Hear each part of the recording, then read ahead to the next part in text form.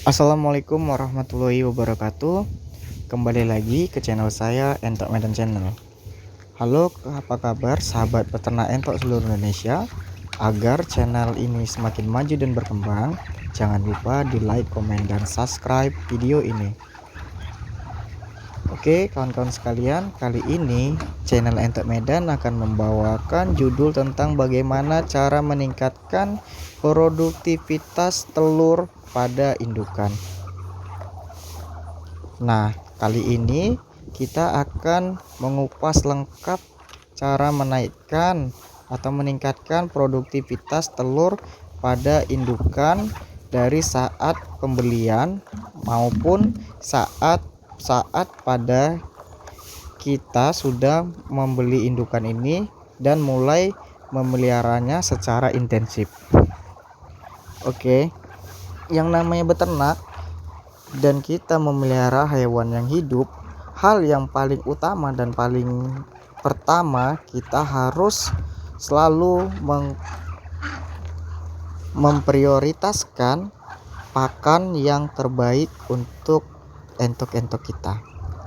Di sini bisa dilihat di kandang entok Medan, pemberian pakan itu saya memberikan pakan di jam 8.30, kurang lebih jam setengah 9, pada saat matahari sudah mulai panas seperti ini. Bisa dilihat kandang yang baik ialah kandang yang langsung terpapar sinar matahari secara langsung tanpa ada penghalang untuk matahari masuk ke area kandang. Ini sekitaran jam 9.30 ya kawan-kawan sekalian. Bisa dilihat panas kandangnya itu, sinar mataharinya langsung masuk tanpa ada pepohonan-pepohonan yang mengganggu sinar matahari mengenai tubuh entok. Tujuannya di sini agar entok-entok di tempat saya ini selalu sehat karena terpapar sinar matahari. Tidak perlu khawatir pada saat malam hari dia terkena hujan ataupun kedinginan, karena setelah pagi hari ia akan kering kembali dikarenakan matahari yang masuk ke area kandang itu sangat maksimal. Oke, kita lanjut ke pembahasan tadi. Saat pemeliharaan induk ini, apalagi pada sistem pembibitan, kita harus selalu mengecek atau mengontrol pakan yang kita berikan pada indukannya. Bagaimana takaran protein, serat, dan karbohidrat yang masuk ke dalam badan tubuh entok ini itu maksimal diserap oleh tubuhnya. Kita bisa mengeceknya melalui bobot badan. Yang pertama, kita mengecek, contohnya ya, pada bulan ini kita memberi pakan dedak dan insang lele beserta pakan-pakan racikan yang ada di kandang kawan-kawan sekalian. Nah, di situ kita timbang. Pada satu bulan itu kita timbang bagaimana bobot basor serta bobot indukan yang ada di kandang kawan-kawan sekalian. Bobotnya meningkat ataukah malah semakin susut berat badannya.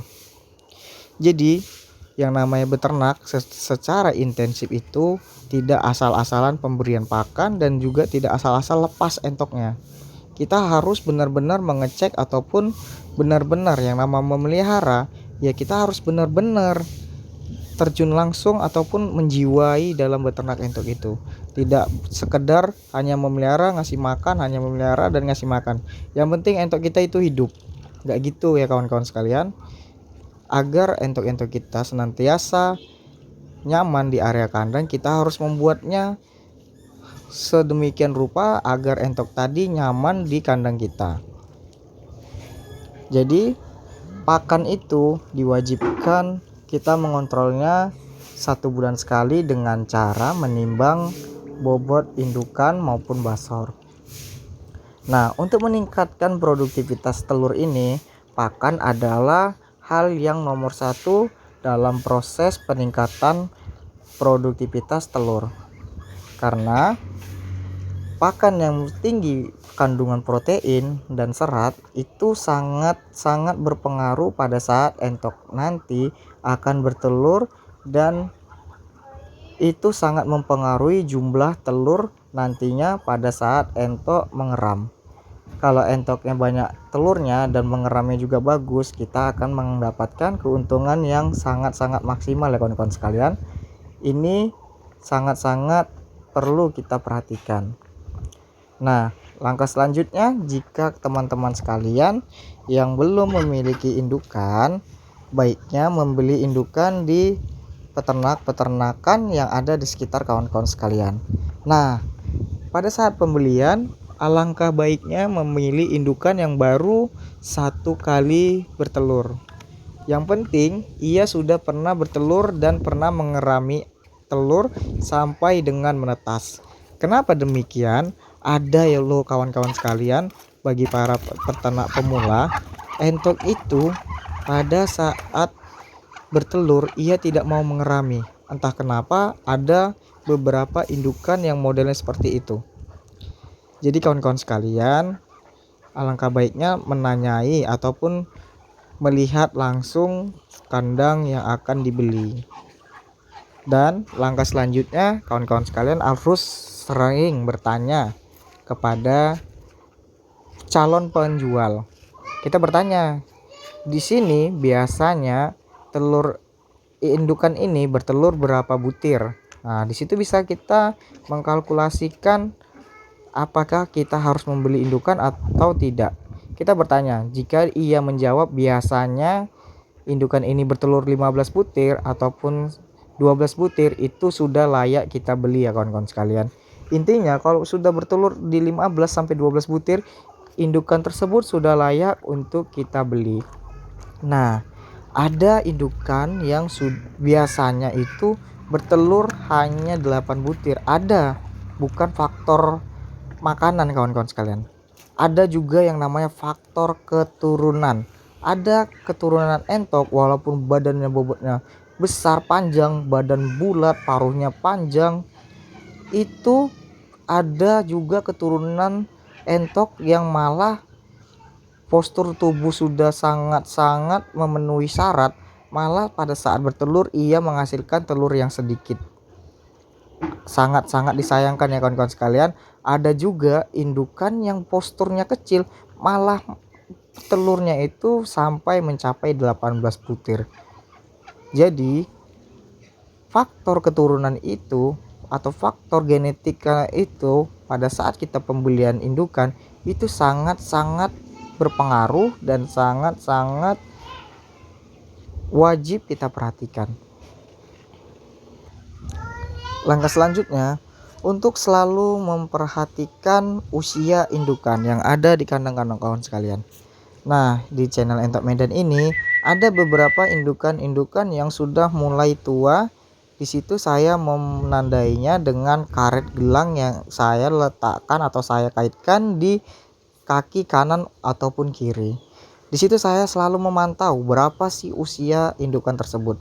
Nah, di channel Entok Medan ini jika usianya sudah mencapai 2,5 tahun, itu biasanya saya jual langsung ke pengepul atau ke agen-agen untuk diambil dagingnya ataupun dijual kilo ya kawan-kawan sekalian, bukan untuk dipelihara lagi. Kenapa? Biasanya entok yang sudah tua itu produktivitas telurnya itu sudah sangat-sangat menurun. Jadi pada saat pengeraman juga dia sudah tidak maksimal karena sayapnya biasanya sudah kurang bulunya ya kawan-kawan sekalian, atau sedang kekurangan atau sedang ganti bulu. Nah, itu biasanya indukan tersebut sudah kurang layak untuk kita pakai. Jadi untuk kawan-kawan sekalian, alangkah baiknya selalu mengikuti tata cara yang sudah saya berikan dalam beternak entok. Jangan karena sayang karena kita pada entoknya sehingga kita tidak mengupdate entok yang ada di area kandang kita. Intinya pada saat indukan kita sudah mulai menua, alangkah baiknya kita langsung menukarnya pada indukan-indukan yang sudah kita siapkan sebelumnya untuk menjadi indukan utama yang ada di kandang kawan-kawan sekalian. Yang pertama sudah saya rangkum, ialah pakan yang baik dan mengandung protein yang sangat tinggi, dan kita selalu mengontrol pakan kita yang ada di area kandang, apakah baik untuk bobot tubuh entok tersebut dari anakan, indukan sampai dengan basor. Yang kedua ialah kita harus selalu menanyakan atau pada saat pembelian entok itu menanyakan keturunan entok itu bagaimana. Yang paling spesifik ialah kita menanyakan indukan tersebut biasanya bertelur berapa butir di kandang sebelumnya. Jika sudah mencapai 12 sampai dengan 15 butir, itu sudah memenuhi standar pemeliharaan induk atau sudah memenuhi syarat untuk kita beli dan kita pelihara di kandang kawan-kawan sekalian. Oke, sekian dulu dari channel Entok Medan. Assalamualaikum warahmatullahi wabarakatuh.